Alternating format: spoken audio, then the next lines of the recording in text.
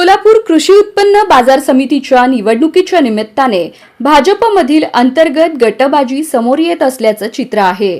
भाजपाच्या 3 आमदारांमध्ये समन्वयाचा अभाव दिसून येत असून प्रत्येकानं वेगवेगळी भूमिका घेतल्याने गोंधळाची परिस्थिती निर्माण झाली आहे।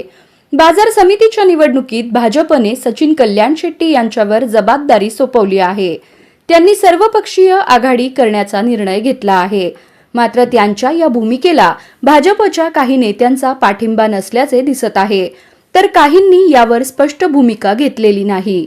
दक्षिण सोलापूरचे भाजप आमदार सुभाष देशमुख यांनी भाजपच्या पक्षाच्या भूमिकेशी ठाम राहण्याचं ठरवलं आहे। ही बाब कल्याण शेट्टी यांनी घेतलेल्या सर्वपक्षीय आघाडीच्या भूमिकेशी सुसंगत नाही। मी भाजपाचा कार्यकर्ता आहे आणि भाजपचे पॅनल म्हणूनच निवडणूक लढवणार आहे। भाजपाच्या पॅनलमधून फक्त पक्षाच्या कार्यकर्त्यांनाच संधी दिली जाईल असं सुभाष देशमुख यांनी म्हटलं आहे।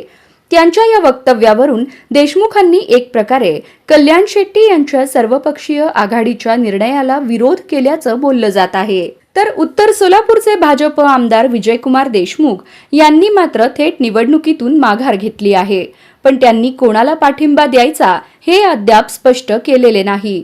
ते कोणाला समर्थन देतील याकडे सर्वांचं लक्ष लागलं आहे। या तिढ्यात आता सर्वांच्या नजरा सचिन कल्याण शेट्टींवर आहेत। त्यांना या 2 देशमुख गटांना एकत्र आणता येईल का हे पाहावं लागेल।